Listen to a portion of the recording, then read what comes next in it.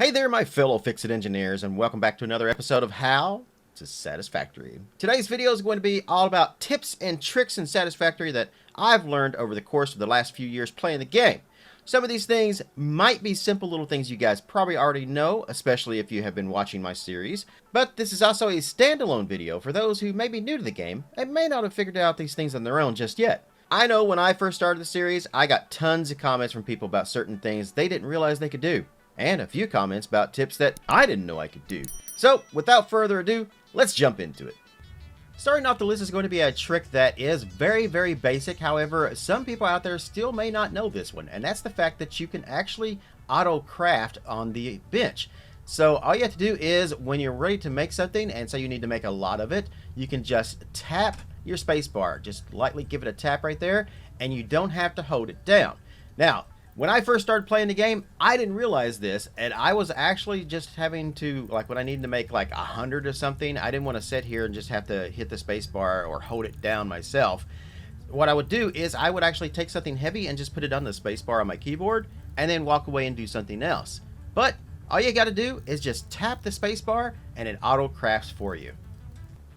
Another fantastic tip to know, and this one is going to be something that's going to be better for newer players of the game who are just starting than the ones who have progressed further into it, is that there are certain vines that look just like this that are actually climbable. And honestly, I didn't even know about this until just a few days ago as I was trying to like gather up these tips and stuff, and I was like scouring the internet for ideas and totally just found this. And I've been playing the game for years, did not know this. This is going to make certain higher areas a lot more accessible before you actually get the jetpack, and it's a little easier than having to make ramps and stuff out of foundations to get to these.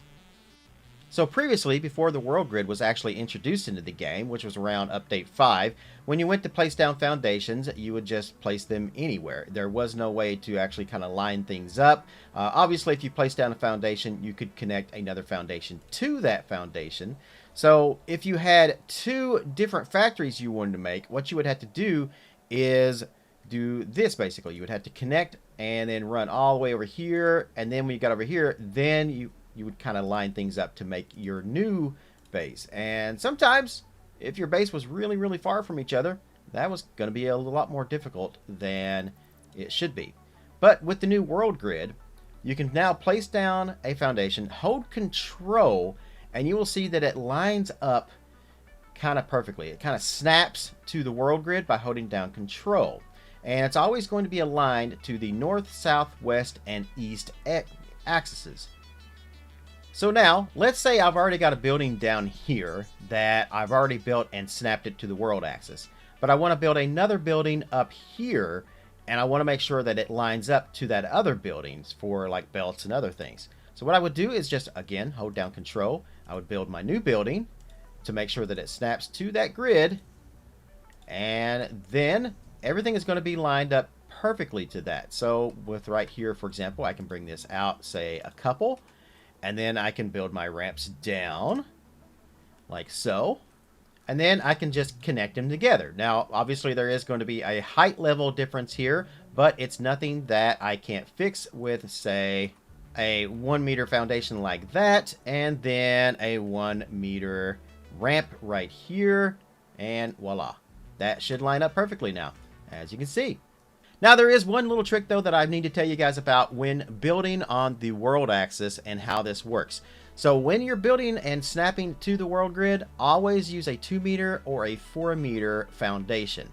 Never use the 1 meter foundations. And the reason for that is, let's go ahead and place one down now. So if I place down, this is a 2 meter, right? If I place that down like there, and as you can see, see how that lines up perfectly at that height? All right, so let me take that back out. And that one. Now let's build a 1 meter foundation, and we're going to snap that to the world grid, like so. All right, now if I take a 2 meter foundation and snap it to that, as you can see, it's like about a half a meter foundation off, and there's really no good way to kind of line that up at all. So this is why you should always use 2 meter or 4 meter foundations when building to the world axis. In other words, your heights are just going to be off in some way.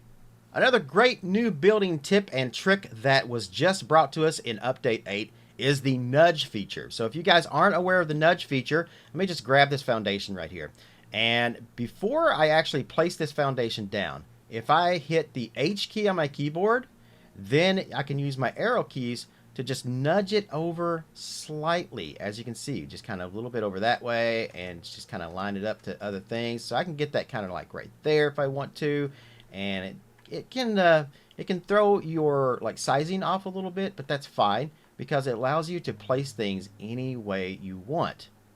Another good thing to know about using nudge is that if you hold down control while nudging, it moves it an even smaller increment. So like by half a nudge. So if this is going to be like one nudge that way, then if I hold control and we move it back, see, it takes two. So that's about a half a nudge by holding down, or a full nudge by just not holding down control.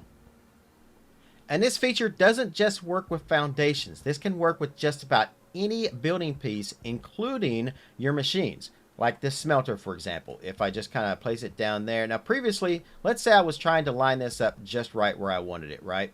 Alright, so right here, I can tell that that's on the line right there, right? But if I'm looking at this, I'm trying to line this up, for say, from the side, and I'm not 100% sure whether or not I've got that centered or not, I can just hit H, and then I can kind of move around it and look and see. And I can see, okay, well, that's not in the middle. So I'll just nudge it over until it is in the middle, and then place it down. This also works for walls as well. So I can just place down a wall like so, and then hit H, and then I can move that wall over. I can even move it back a little bit too. This way I can put the walls anywhere I want on a foundation, not just snapping to the edges of it. Nudge is absolutely my favorite, best feature out of Update 8. I mean, there is, being able to blow up the gas rocks. That is also a great feature. But just being able to nudge things over, it opens up so many more building possibilities and things that you can do in the game. Now that I've showed you off a few tips and tricks with the world axis and nudging things, the next thing we're going to move on to is the miners. There's a couple of things we can learn here with those. I actually went over this in my last How to Satisfactory video, but since this is going to be a standalone tips and tricks video, I want to go over it again here just in this one. Now, let's say you want to place down a miner. So if we do that, we can obviously kind of line this up to the world grid so that it's at least facing the right direction, right? Okay, and then there we go. But we can look here. This is most likely going to be on the wrong height. There we go. So if I try to bring out a belt, you can see here that it is going to be just kind of coming up off the floor just a little too much, and that's just not right. I don't like that. I'm sure you guys don't like that. So how do we get the miner to the same height of our actual foundation here? All you have to do is just go ahead and build your foundation over top of the actual node like that, and then place down your miner, and you can see that it's built it on top of that foundation at just the right height. So now when we bring out our conveyor belt from the miner and try to connect it to our foundations right here, you can see that it is the perfect height there coming out and connecting to our foundations there. No kind of wiggly wobbly up and down. And if we need to, we can even move that up just a little bit further off the ground. As you can see here, I've placed down another 1 meter foundation on top of our base foundation here. And we can go ahead and take that, and you can see it snaps to that as well. However, it doesn't seem like we can go any higher than that, because as you can see here, I've placed another set of 1 meter foundations on top of that. And if we go to try to place our miner, it just doesn't snap. So that's about as far as you can go, is about 1 meter up from there, which I would say might be probably 2 meters off the ground, probably 2.5 at the most. There's also a way to fix where the conveyor belt comes out from here, and you can see how if we bring this out, see how it's just a little to the left or a little to the right, just doesn't seem to snap straight up to that. There's also a way to fix that. What I'm going to do is I'm just going to delete these foundations right here underneath of our miner. Then we're going to go into a build menu and go into architecture. As long as you've unlocked the road barrier, this trick is going to work for you. So I'll grab the road barrier, I'll hold control, and I'll line it up with the actual front of the miner there with the output, like so. With the road barrier in, what we'll do is copy this foundation, and then we can snap our foundation to the very bottom of that road barrier. See how that's snapping onto that? So I'm going to do that. Now we'll just use the nudge trick, which we also learned about just now. Hit H to lock that into place. I can then move it to the center if I want to, and have that foundation lined up perfectly with our miner right there, like so. We'll place that down, get rid of our road barrier, and then we can grab our conveyor belt, and then you can see now the conveyor belt's going to come out perfectly aligned to the center of that foundation and to the right height. Now, the only thing about doing this, however, is that now our belts are no longer going to be lined up with the actual world grids that are snapped over here. There is a somewhat kind of fix for this, though, and that's just by, all we have to do is take a foundation, attach it to that where it's kind of meeting these two. And let's go ahead and bring this one out to, say, right about there, kind of where they meet at. We can then grab a conveyor pole, make sure it is attached to the other foundation here, not that foundation, but this one, and then just push it back to like that. Then we can take our conveyor and then just kind of match it up like that and make it turn almost a 90 degree. Now, is that perfect? No, but it will line up. And I'm sure with a little bit of creativity, you guys could find something that actually works even better for you in your building situation. This next tip is going to come in handy when you are working with power lines, specifically the power poles. So let's say you have a line that stretches from here to here, but you need to insert another line in somewhere. Well, typically what you would have to do is go ahead and copy that power pole, and then we would just place it down somewhere like, say, here, right? Then we would need to run a cable from there to that, and then from there to that. But there is a much easier way to do this. All you have to do, again, copy your power pole, highlight your actual power line, click once, and then place down where you actually want it. So, for example, right there. It automatically inserts the power pole in between the power cable, making much less work for that. So this next trick is all about actually customizing the colors of your factory. So as you can see here, this is the default Satisfactory colors. It's kind of this orangey construction yellow with a kind of grayish color. So if we hit X to bring up the customizer, once you've unlocked that, you will see here a FICSIT factory swatch right up here. And if we click edit on that, we can change these. So let's say I want this main color. Let's say I want that to be more of a hot pink. Yeah, something like that, right? And then we can go down here and we can change this more to a gunmetal, kind of a darker gray, like that. And then we hit select color. You can see it changed everything in the factory to that main color. And if I go and actually try to build something new, such as a splitter here, you will see that it will also pop up in those colors as well. Under the customizer, there's also the pipeline swatch right here, which we can edit that, and we can make all of our pipelines a red color and a black. So now whenever we actually do a pipe, the default colors of the pipe is going to be a red and black color, as you can see there. You can also save and load presets. So if I wanted to save this factory color right here as an actual preset, I would just hit the icon of the disk right there. Click that, and then I would give it a name, like factory yellow. There we go. And hit save, and then that would be saved. So I can then just go down here and I can load that factory yellow, and then hit select color, and then it changes everything to that yellow. You can see here I've already got a couple of things already done. So I have machine gray, so I'm going to turn that top one into machine gray. I'm going to turn this top one, or the bottom one down here, into machine purple that I already have saved and set up. Hit select color, and that changes everything back. Like you can see, the railings, the machines, everything got changed back to my default color that I prefer in my factory. Something else you can do in the customizer with the color swatches is if you right click on one of these under regular, such as this blue one right here, and I say check mark this one to vehicles right there, and then exit out of that. Whenever I build just a vehicle, so let me get a construction menu up. Let's see the tractor right here.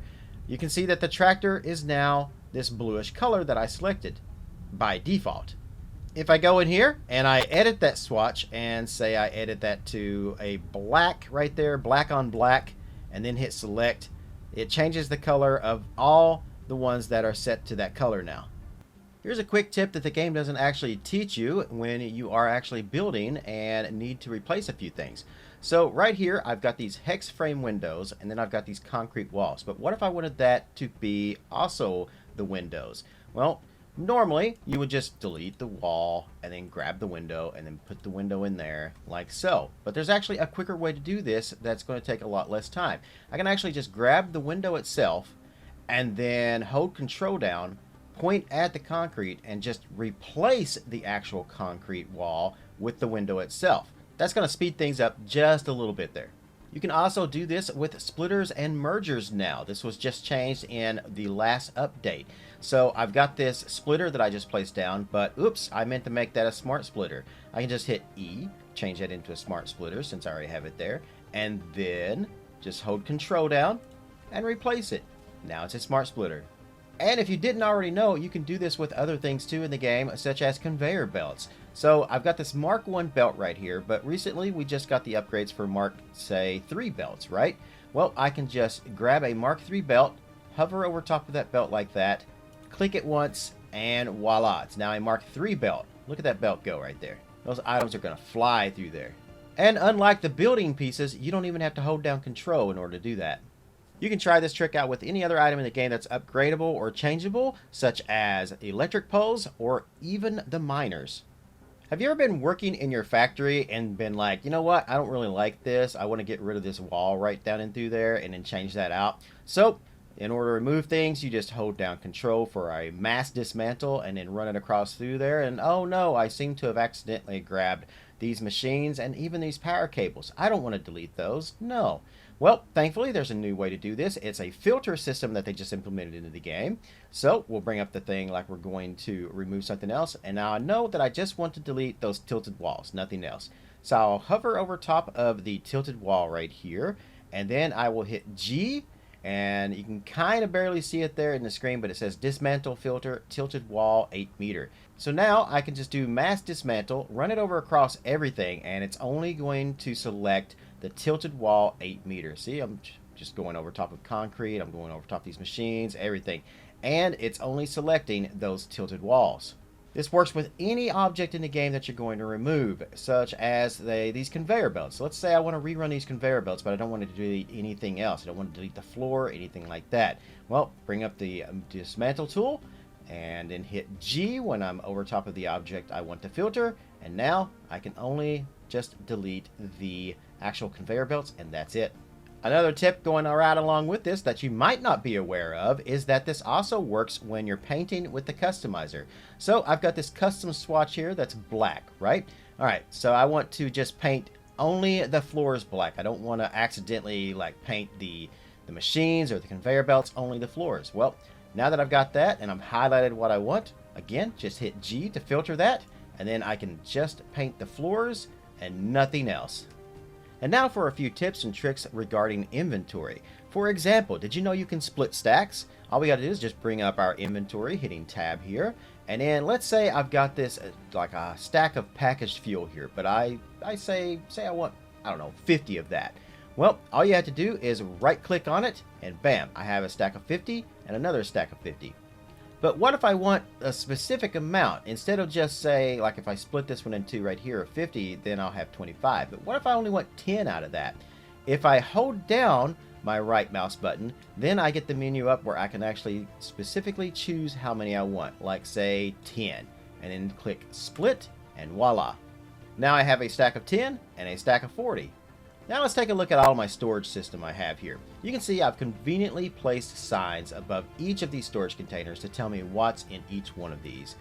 That's actually a great tip in itself, is using the signs for that. But what if I didn't have the signs available and I had a bunch of storage containers and I needed to know what was in them because I was looking for something specific? There's actually a way to find out what's inside of these without actually walking up to them and taking a look inside of them. All you got to do is bring out your FICSIT tool and then hover over top of a storage container and it will tell you what's in it. So each one of your containers, when you look at it, is obviously going to have whatever it takes to make it, because that's what you would get back from dismantling. For example, these regular storage containers, you can see I'll get back iron rods and I'll get back 10 of the iron plates. But there's another item there, 4,672 steel beams. That's telling me right there that this entire container has steel beams in it. If I hover over that one, 4,800 steel pipes. Over here we have 1,200 of the modular frames, and so forth and so forth. That makes it really easy to find out what's inside a storage box without having to go up and actually look at it. Working with your machines and needing to do some quick math, did you know there's a calculator built into Satisfactory? All you got to do is hit your N key on your keyboard and it brings up the FICSIT Quick Search. But this isn't just a search bar. You can actually do math in this, such as 8 and then times and then say 7 and voila, equals 56. So let's say I need to make 1,200 of an item per minute. The constructor that I'm using can only make 50 of said item tops. Well, 1,200, and then we'll divide that by 50, and that means I'm going to need 24 machines making those 50 in order to get 1,200 per minute. And that math problem is easy to solve with a built-in FICSIT Quick Search calculator. Speaking of machines and numbers, did you know you can actually manually configure your machines? Take this assembler, for example. It's right now making 5 motors per minute, but let's say, hypothetically, I only wanted to make 3 per minute. No longer do I actually have to take this slider and configure it down, slide it down so I get to 3 or something like that, right? Because that's kind of finicky to work with right there. I can actually just tap in this space right here, highlight the number, and then I can just say 3, right? And then click somewhere, and voila, it's now making 3. You can also do that up here under clock speed as well. Let's say I want to set this to 25% clock speed, right? So I just type in the number 25 and hit enter, and voila. Now we have 25%, which is 1.25 per minute. Another quick tip while we're in the assembler right here is the copy and paste settings that you see right here. So what this allows you to do is you can actually copy this setting, right? And then I can go over to this machine, go into configure, and then paste that setting like that. But there's actually an easier way to do this. Instead of going into the machine, I can actually just highlight it, hit Control C, which is the basic Windows commands for copy. Go to this next one, highlight it, and hit Control V, and it sets that to the same thing this one is. So you can see here, this one is now set to 1.25 a minute, and now this one's set to 1.25 a minute. And since I still have that setting saved, I can just walk over this one. You can see here we're making 8 per minute of this machine, right? It's also making encased industrial beams. Well, this one right here is making the motors, right? And I already have that saved. If I highlight it, hit Control V, setting has been pasted, and now we are making motors at 1.25 a minute, the same as this machine. This allows you to set up your machines a lot quicker instead of having to go in and manually configure each one. Now let's end this video with a couple of building tips and tricks that you guys might not know of, but they're pretty awesome. So let's start with the beams. Metal beams or painted beams, either one, doesn't really matter. I'm going to grab one, and we all know that we can just take this and then we can just run it across through there, right? You can also hit R, and that changes to different build modes, such as diagonal, as you can kind of raise it up and down at different angles, or freeform, which lets you do even like weirder things with it. Putting it back to default though, instead of just running this, say, straight across through here, did you know if you hold Control down on your keyboard and rotate your mouse wheel, it will rotate the beam? You can do a 360 degrees all the way around in any direction you want. This will allow you to actually do quite a few different creative things with that. Another neat trick that I actually just learned about is using the pillars. So I'm going to take a small metal pillar and just place it down like that, right? And then I'm going to grab the road barrier, which again comes handy in a pinch. So with the road barrier will actually slide up and down on the metal pillar there, just as you can see. What this will allow me to do is do some really crazy things with height and being able to build upon that, because as we know, we can already attach things to the road barrier. So let's say I want to put this road barrier right there. I can then grab, say, this foundation. I can snap that foundation to the bottom of that road barrier. Now I'm just going to grab another pillar, put it right behind that, move that over like so. And then we're going to grab another road barrier like this. And I'm just going to put it just a little bit above where the actual floor is. I will then go ahead and grab that foundation again, and then I will attach that to the bottom of the row bear. Let me hit H, and what I'll do is I'll nudge this over so that it's centered just right. And that is perfect right there. And if I keep repeating this process, you can see I've made myself some steps going up now. But maybe you guys can actually come up with some other awesome creative ideas to use this trick for. Now my last trick in this video is using the signs as lights. That way you can add just a little bit of pop of color to your factory and make it just a little more creative.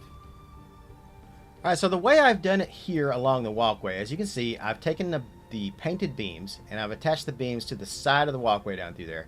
I've then taken the 4-meter label sign and attached many of those all the way down through there to said beam. Now, of course, it doesn't have to be to an actual beam that you attach these to. Anything you can attach a sign to will work with any of the actual signs. As an example, though, I've already got this side set up and ready to go. So as you can see, I've got the painted beam all the way down the walkway. Let's go into our build menu. Let's grab the 4-meter label sign, attach it to the beam. And there we go. Now you can see it's upside down. In this particular case, that's not a problem. I'm just going to configure the actual label sign here. First of all, we have the icon here. We want none on that. So we're going to go down to backgrounds and choose the blank one right there. Select image. Under text, where shenanigans is written, just delete that completely out. Material settings, set that to 3 and glossy. And then the last thing is to go back up and we're going to set our colors.